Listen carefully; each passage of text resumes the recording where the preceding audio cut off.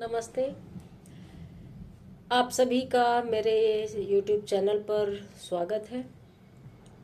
हम लोग आज बात करेंगे त्यागपत्र उपन्यास पर। त्यागपत्र उपन्यास अलग अलग विश्वविद्यालयों में अलग अलग प्रतियोगी परीक्षाओं में पाठ्यक्रम में शामिल रहता है। इस वक्त ये महाराजा गंगा सिंह विश्वविद्यालय के 4th सेमेस्टर में लग रहा है।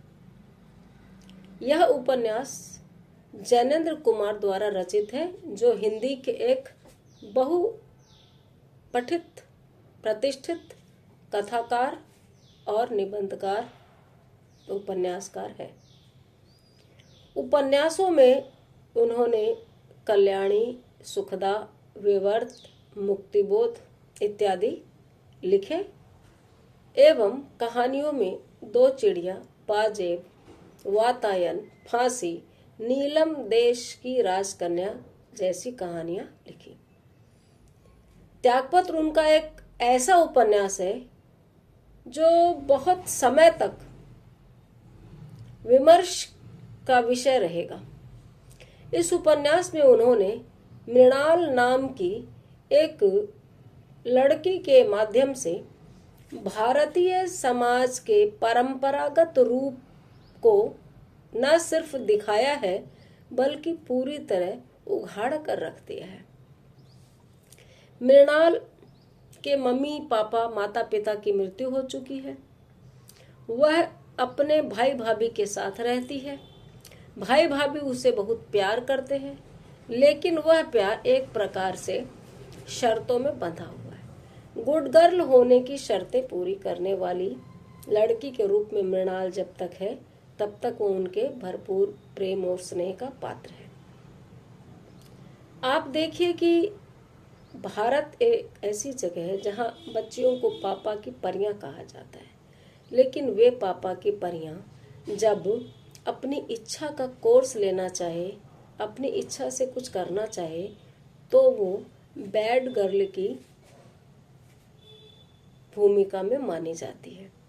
वही लड़कियां जब उनके कहे अनुसार बचपन में ही एक कुशल गृहिणी की ट्रेनिंग लेते हुए बाद में किसी और घर में चली जाती हैं और वहाँ चाहे 1000 तरह के शोषण का शिकार होती हैं, बीच बीच में पीहर आओ, कुछ ले जाओ और वापस अपने ससुराल चले जाओ, वहाँ तक सहयोग हो सकता है। अभी कुछ ही दिन पहले हमने देखा है कि एक लड़की की शादी उनके पिताजी ने 80-85 लाख रुपए लगाकर की थी। 35 लाख की गाड़ी भी दी थी। लड़की वक्त वक्त पर आती रही कि उसकी पिटाई होती है, उसको दुख दिया जाता है, तब थोड़ा और दहेज देके घर भेज देते थे और अंत में एक दिन उसके 5 वर्ष के बच्चे के सामने उसको जलाकर मार दिया जाता है। मार देने के बाद में माँ बाप रोते हैं और कोसते हैं। तो यहाँ पर उस लड़की के हत्यारे उसके माँ बाप पहले हैं, और माँ नहीं कहूँगी क्योंकि माँ के पास भी अपनी कोई पैतृक संपत्ति नहीं होती, उसके पास कुछ ऐसा नहीं होता। वह खुद कंडीशनिंग का शिकार होती है, वह 2म दर्जे का नागरिक होती है। पिता अगर जिद में आ जाए तो मजाल नहीं है कि उस घर में उसके अनुसार काम न हो। तो इसी तरह से मृणाल बचपन में स्कूल जाती है, 14-15 साल की है और अपनी सहेली के यहाँ जाती है। बहुत अल्हड़ लड़की है, बहुत मस्त मौला, एकदम शिक्षकों से भी नहीं डरने वाली और जीवन को अपनी क्या कहूँ अपनी कुहनियों से ठेलने वाली या उंगलियों के इशारों पे नचाने वाली। और एक दिन उसकी भाभी को पता चलता है कि वह देर से घर आ रही है आजकल और अपनी सहेली के भाई से बात करती है। बस वह दिन उसकी जिंदगी का हंसते मुस्कुराते रहने वाला आखिरी दिन साबित होता है। पहले उसकी बहुत पिटाई होती है, फिर उसकी पढ़ाई छुड़वा दी जाती है, फिर वो आनन फानन में अपने से डबल उम्र के अधेड़ पुरुष से ब्याह दी जाती है और ससुराल चली जाती है। वह उसको अपनी नियति मानने ही वाली होती है कि चलो यहीं रहना है, कि वहाँ पर उसकी दूसरी तरह से खातिरदारी होने लगती है। पति पसंद नहीं करते हैं और एक रौब दाव वाले अभिभावक नुमा पुरुष के साथ में वो पार्टनर जैसी फीलिंग भी नहीं ले पाती है। समय बीतता जाता है, छोटी उम्र में ही वो गर्भवती होती है और बहुत बीमार हो जाती है, फिर एक बच्चे को जन्म देती है और वो बच्चा नहीं बचता है।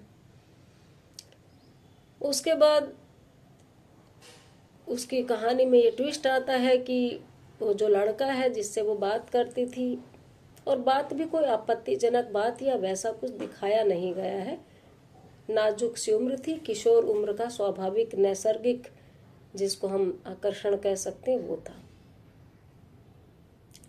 उसी समय उसकी गलती को मान लिया जाता, उसे काउंसलिंग दी जाती, उसे प्यार से समझाया जाता, उसको कहीं और पढ़ने भेज दिया जाता, क्योंकि जैसा कहानी में पारिवारिक पृष्ठभूमि है, आर्थिक रूप से ठीक ठाक स्थिति थी। ऐसा नहीं किया गया, जबकि लड़कों के मामले में हमने देखा है कि ये करते हैं कि अगर लड़का रेप करके भी आ गया तो बाप अपनी प्रॉपर्टी बेच के भी उसको बरी करवाते, उसको बचाते हैं, जबकि जघन्य अपराध करके आया। लेकिन छोटे मोटे काम होने पर उनको लेकिन लड़कियों के लिए ऐसा नहीं करते, और छोटे मोटे काम होने पर भी लड़कों को भाई ये अच्छा नहीं कर रहा, आवारागर्दी कर रहा, हॉस्टल भेज दो। एक जेंडर अगर बदमाशी कर रहा है, ध्यान नहीं दे रहा, तो उसको आप पुरस्कार देते हैं कि अधिक पैसे खर्च करके ढंग की जगह पढ़ने भेजेंगे। और दूसरा कैरेक्टर, दूसरा जेंडर अगर कुछ समझा के ठीक करने लायक गलती भी कर रहा है तो उसकी शादी कर देंगे, उसकी समस्त संभावनाओं पर विराम चिन्ह लगा देंगे।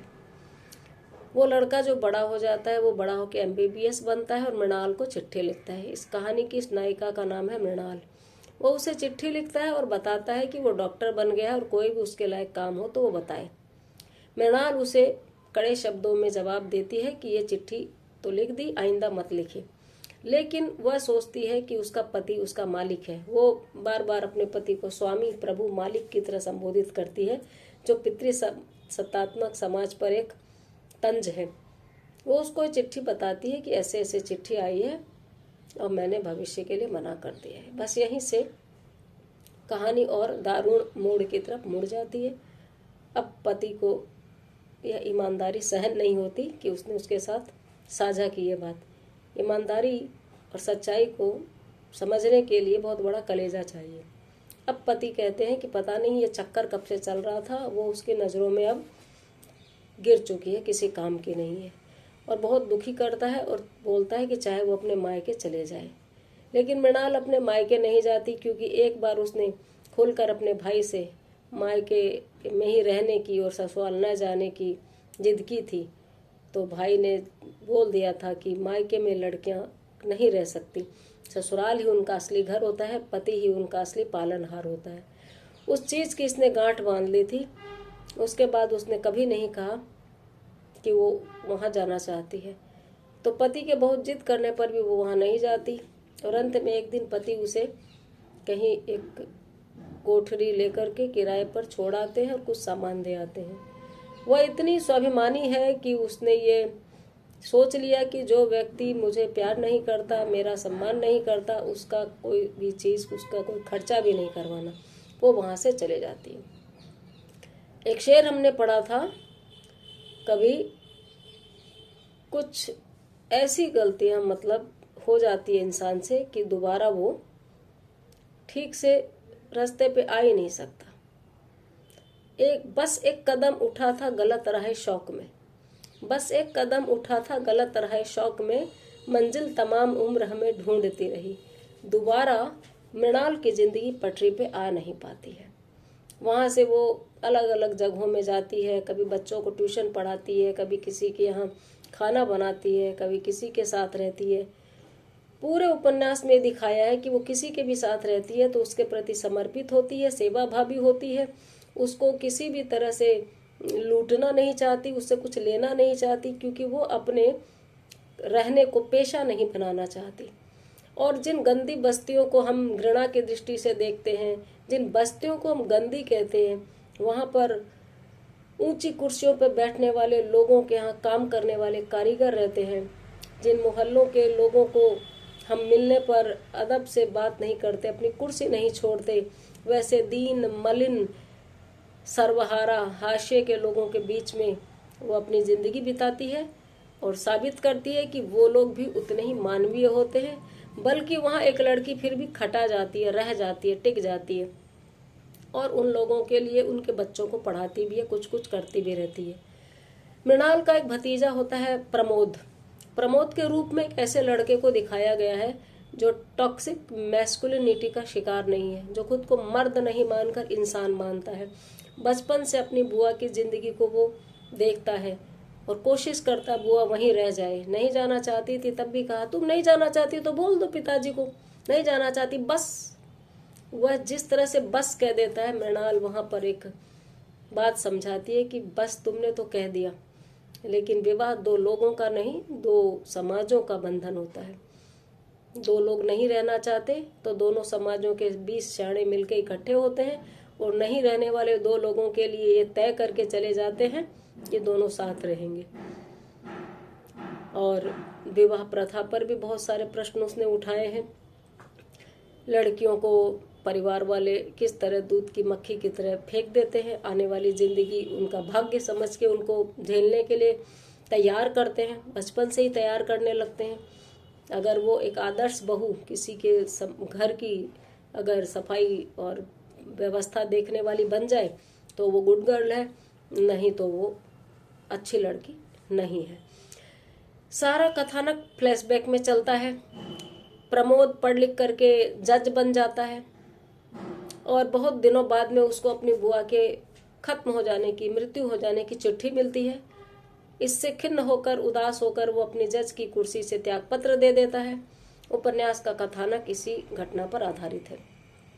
फिर सारा उपन्यास फ्लैशबैक में चलता है कि कैसे वो अपनी बुआ के साथ बचपन में खेलता था, कितनी वो अल्लड़ थी और फिर किस तरह से वो जीवन को गंभीरता से लेने लगी, एकदम हर बात को समझने लगी।